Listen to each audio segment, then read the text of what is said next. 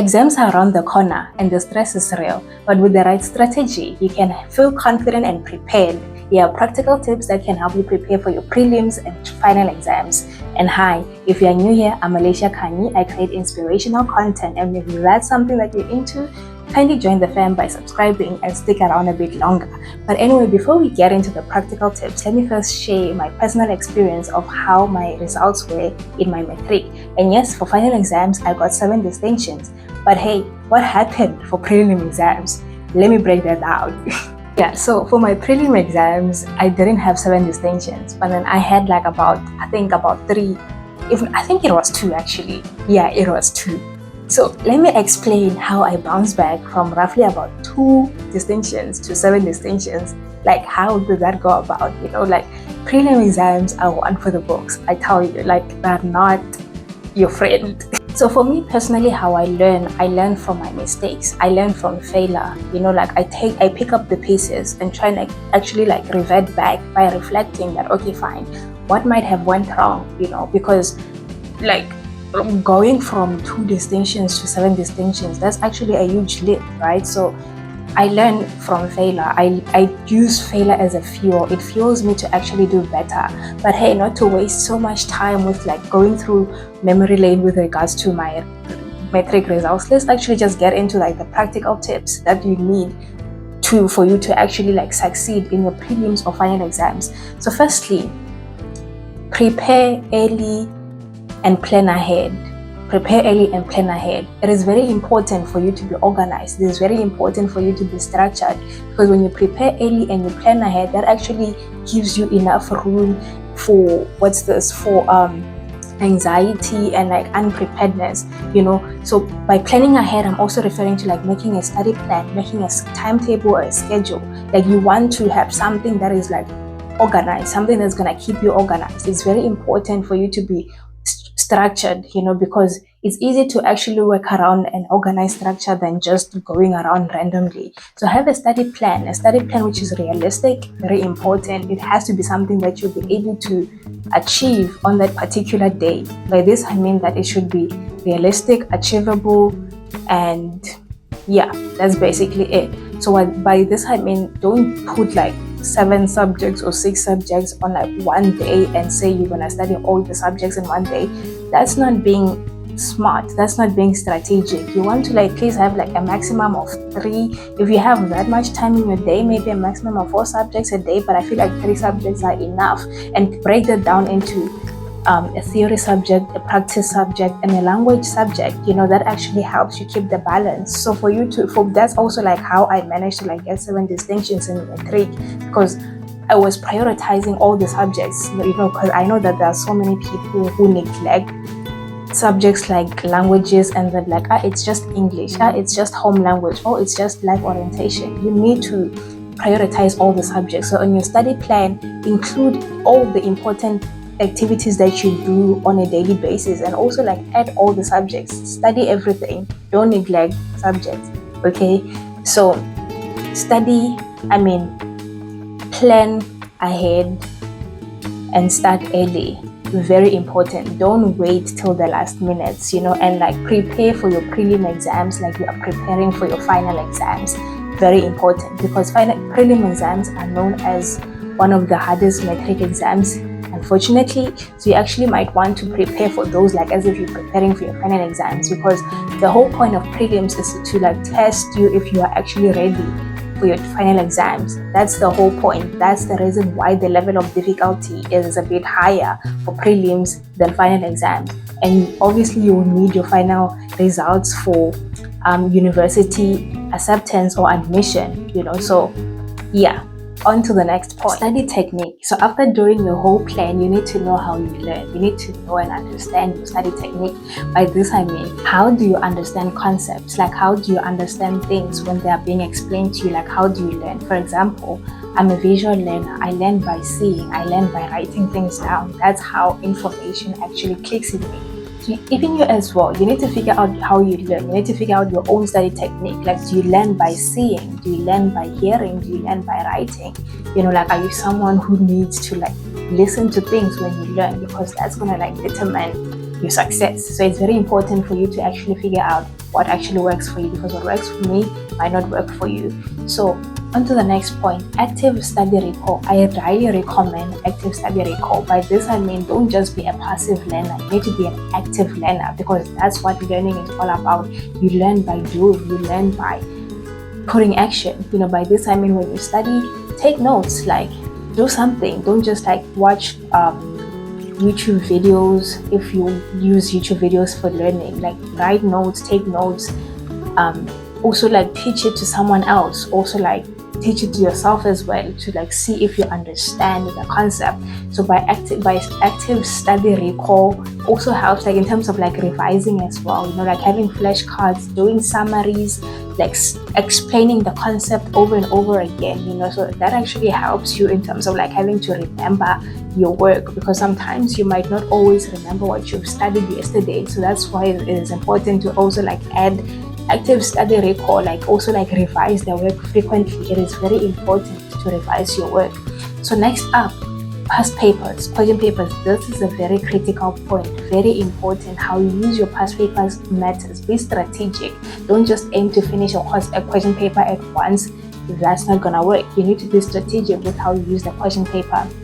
For example, question papers do not change. The 2020 paper of any subject and a 2021 paper and a 2022 paper of any subject, they don't change. It is always the same concept, right? They always ask you based on the same concept. So basically what I'm trying to say is the concept and the content doesn't change. The only thing that changes is the way of asking the questions. Because obviously they won't like repeat questions directly. They won't ask you, okay, fine, was that dog green? And then they won't repeat the question directly. They'll say, what is the color of the dog? But what I'm trying to say is it's the way that they ask questions that actually changes. So that's why you need to be strategic with how you use your past papers. So the method that actually worked for me in terms of like how I used past papers to practice. So let me explain. Yeah, you might need to pay attention because it's gonna get a little bit messy, but let me break it down. So how I use past papers is I'll take 3 question papers from different years or different regions or different provinces or different places, but it will be like the same paper, of course. So let's say, for example, a common subject is maths, right? I know almost each and everyone does maths, assuming, I guess so, but let's say it's a maths paper. So what I would do is I would take a 2020 paper that I'm trying to make an example. I'll take a maths paper that was done in 2020, a maths paper that was done in 2021, a maths paper that was done in 2022. So let's say it's maths paper 1, right? I don't remember the concepts or the content of like maths papers and stuff like that. So I'm just making an example. So please bear with me, okay? So let's say it's maths paper 1. So I'll have 3 different papers of maths paper 1. So what I would do is, based on the concept that I would want to like test myself on, or the concept that I'll be like practicing on. So based on the concept and the content that I'll be like testing myself on, it will be like the question that I'll actually focus on. For example, question 1 of all these 3 papers tests you on the same thing. For example, if it's arithmetic maths, like algebra, it will be the same thing for all the 3 papers. The only thing that changes, it's their way of asking the questions. So this is how strategic I was, and this helped me so much, because I got to a point where I realized that actually I know the content, but then the reason why I was still struggling was because of not understanding their way of approach when it comes to asking the questions. So what I would do is I'll take 3 papers from different years and I would do question 1. So I wouldn't aim to finish the whole paper, first of all. Based on the concept or the content that I'll be practicing on at that time, I would focus on that concept only. So I'll take 3 papers, I'll do question 1 of all the papers at the same time. So I would start with the 2020 paper and then do question 1 only of the 2020 paper. I'll do question 1 only of the 2021 paper, and same applies with the other 2022 paper.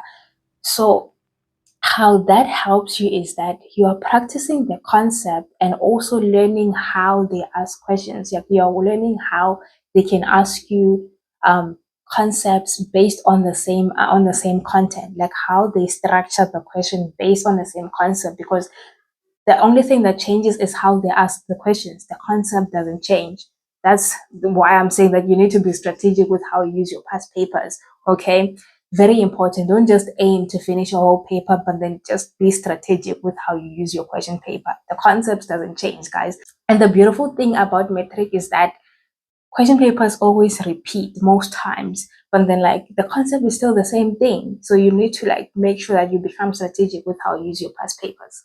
So on to the next point, revision, repetition. After you planning your work and starting early, finding your own study technique that works for you, using past papers the right way, the next thing is just revision. Learning is all about doing something over and over and over again. It's about repetition. How often are you showing up? Like how often are you doing the work? How often are you revisiting the concepts, the material? How often are you doing it again? Because that's the whole point of learning. It's normal for you to study and forget concepts. That's the reason why you need to revise your work. That's the whole point of this. You need to revise your work. Don't just do something once, but then repeat it again, like do it again up until it becomes a second nature, up until you remember the concepts, even like at the back of your head, even like when you're sleeping, so you want to revise your work frequently. Very important. After everything is done, it's all about a revision, like repetition, doing something over and over and over again and being consistent. Remember, you won't always feel like doing something, so you won't always feel like doing something. You just need to be committed to your work. You need to be committed to your work. Also, how do you do revision effectively? Like, how do you revise concepts effectively, like in a way that you will be able to remember your work?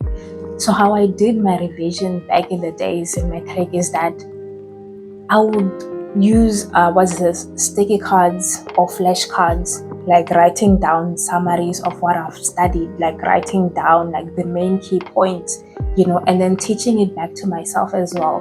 And sometimes I'll also use like YouTube videos. There's so many things on YouTube now that you can find like all over the internet. I'll use YouTube videos of like someone explaining the concept. And the beautiful thing about YouTube is that you can also like visualize the stuff. Like there's some teachers that I can actually like help you visualize the concept. So make use of like YouTube videos. I highly recommend.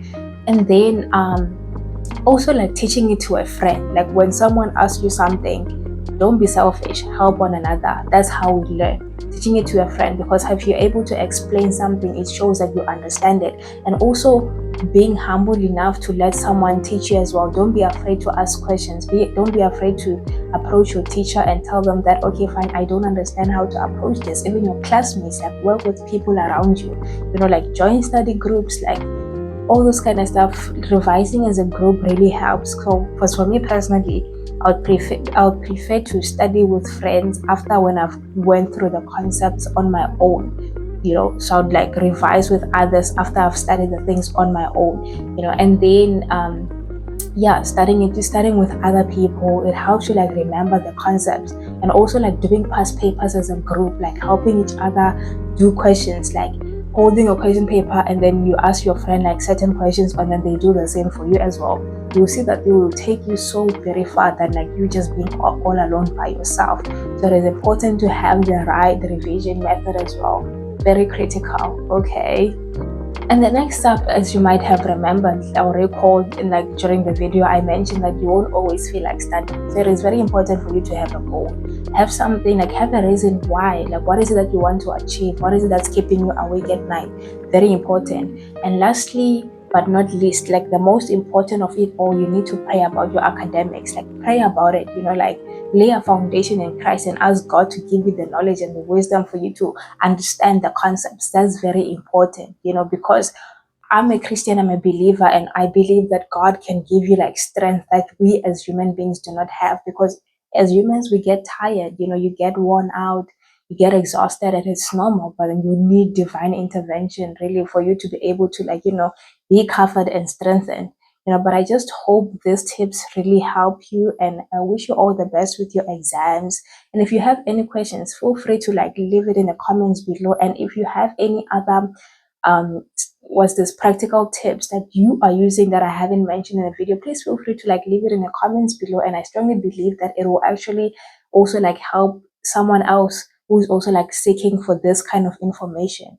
And hey, if you like this video, please give it a thumbs up, leave a comment down below of how exams are going, and also share it with someone who might actually need this, And hey, thank you so much for watching, and all the best with your academics, and cheers, and until I catch you next time, bye.